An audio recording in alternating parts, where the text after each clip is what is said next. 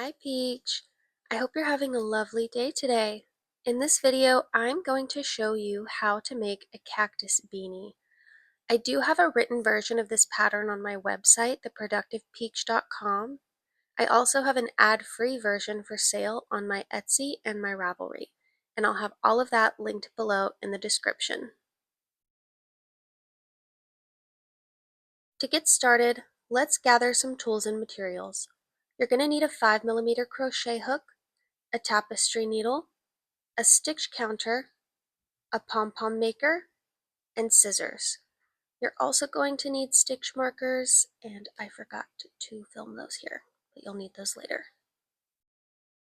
You're also going to need 3 tones of yarn for the cactus, the spines, and the flower, and you can see the written pattern for more details about the specific colors and brand that I chose. To start, grab the tone of yarn you want your cactus to be and chain 46 stitches. Once you have that foundation chain, you're going to place a half double crochet in the 3rd chain from your hook and place a half double crochet in each of the next 33 chains. Once you get to chain 35, you're going to place 1 single crochet in that chain and each of the next 4 chains.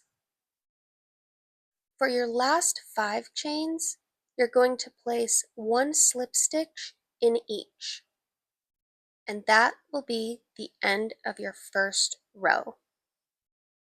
In most crochet patterns, once you get to the end of a row or round, you're instructed to create a number of additional chains. That is not the case for one side of this pattern. Once you reach the point where you have just slip stitched in the last chain of your foundation, you will not make any additional chains, you're just going to turn. Once you turn, you want to slip stitch through the back loop only of the most recent slip stitch you made. You do not want to go through the front loop, otherwise the top of your hat will be too thick. You also do not want to go through the stitch behind the back loop, otherwise you will undo the last slip stitch of your previous row. You are then going to slip stitch in the back loop only of the next 4 stitches. After those 4, you will place 1 single crochet in each back loop of the next 5 stitches. In the next 33 stitches, you will place 1 half double crochet in the back loop of each stitch. Finally, for the last stitch, you will place a half double crochet through both loops to finish your second row. The reason you're going through both loops on this last stitch is so that the brim is a little tighter than the rest of the hat. This is the side of the hat where we are going to create 1 chain before turning. Now that you have chained 1 and turned your work to start row 3, you're going to place a half double crochet in both loops of your first stitch, followed by 33 half double crochets in only the back loops of the next 33 stitches. Then you will continue on to place 1 single crochet in each back loop of the next 5 stitches. Finally, you will place 1 slip stitch in each back loop of the last 5 stitches and turn without chaining. Now you're just going to repeat the 2nd and 3rd rows until you get the desired length of your hat. I crocheted 56 rows, which was about 21 inches long in the middle, without stretching. I made this for a head that has a 23-inch circumference because it does have the ability to stretch. This is a simple pattern to adjust for size. Just make sure that you end on an even row. After you get your desired length, you're going to fold the hat in half So your foundation chain meets your final row. Your final row should be the edge closest to you with the hat folded away and the foundation chain farther from you. This is where you're going to use stitch markers. First, I place one in the chain loop I just made so I can remove my hook for the time being without unraveling my last row. After that, I'm going to connect both corners of the brim. Then, I went ahead and placed a stitch marker into both corners of the top, the first slip stitch of each side, the last half double crochet of each side, and then I placed one more stitch marker randomly between the first and last half double crochets. Once you have everything clipped in place, go ahead and remove that stitch marker we used to hold the last chain and replace it with your crochet hook. We're going to start slip stitching these two edges together, starting at the bottom. Place your hook first through both loops of the stitch on the side closest to you, then continue through the first chain of the foundation behind. You're going to wrap your yarn once and pull through both edges and the loop on your hook. For the remaining 43 stitches, you're going to send your hook through the back loop of each stitch on the edge closest to you and continue sending it through to the corresponding chain on the other edge. Then you'll wrap your yarn and pull through both stitches and the loop on your hook. Once you get to the top and slip stitch through the last stitch and chain of each edge, you're going to cut a long tail and fasten off. Flip your hat inside out. Before we close the top, you're going to weave in the smaller of your two tails. Before I weave in my ends, I always make what I call a sewing knot, and if you need me to walk you through that step by step, you can click the link in the top right-hand corner of the video. Once the smaller tail is weaved in, you're going to move on to closing the hat. To close the hat, you're going to take your longer tail and weave in and out the entire circumference of the circle like I'm showing you here. Once you've gone all the way around, you're going to pull the remainder of the tail and the top of the hat will start to pull together, creating a smaller circle. Depending on the size of your hat, it still may not close all the way, but that's okay. I'm going to show you how we can close that remaining circle.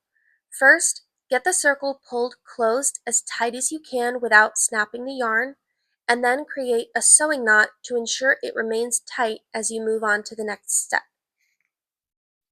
After you've created that sewing knot, you're going to pinch the small circle so the two sides of the circle touch.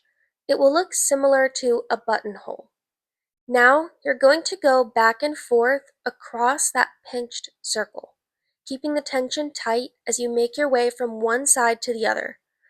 Once you have stitched across the length of the hole, you're going to make another sewing knot to hold that tension in place. After you've completed that sewing knot, you can weave in the remainder of the tail. Next, we're going to move on to making the pom-pom. To make this pom-pom, you're going to need the color yarn you want your flower to be, a pom-pom maker, and scissors. And this is how you're going to hold your pom-pom maker. This thin gap between the circles is important. So go ahead and just start wrapping that yarn all the way around. Make sure you wrap enough yarn around both halves so that the yarn on each side touches each other when you close the circle.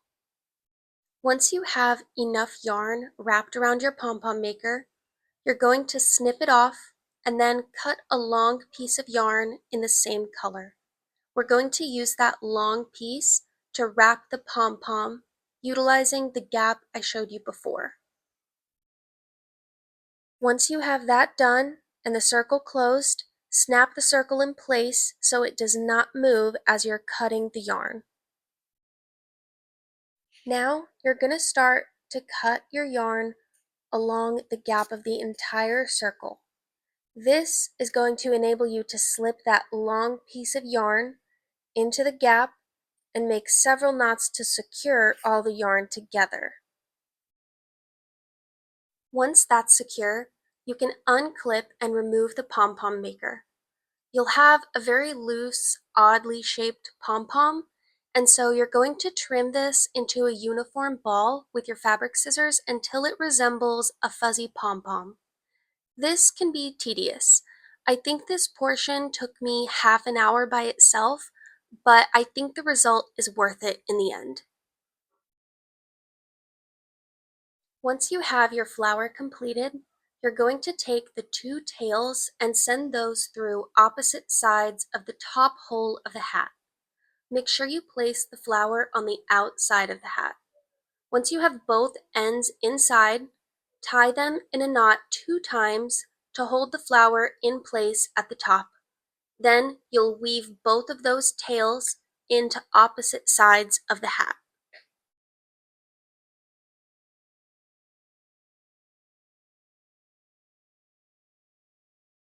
Flip your hat right side out.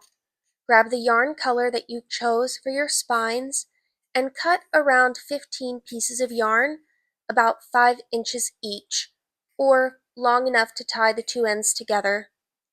Take your hook and pull one end of your piece of yarn through the hat so it's sort of flossing one of the rows of the hat. You'll insert your hook under one stitch of one of the rows and back out the other side. Hook one end of the yarn, pull it in the hat, and back out the other side. Once you have that piece flossed through, you'll tie the two ends together twice to ensure the knot stays in place. Finally, you'll snip both ends, leaving about 2 or 3 centimeters of the tail remaining to mimic the spines. Voila! You have a cactus hat. I hope you all enjoyed this tutorial. Please be sure to leave me some feedback in the comments, like the video, hype it, and if you're feeling peachy, hit that subscribe button to keep up with all of my new crochet tutorials. Thanks for tuning in. I'll see you next time.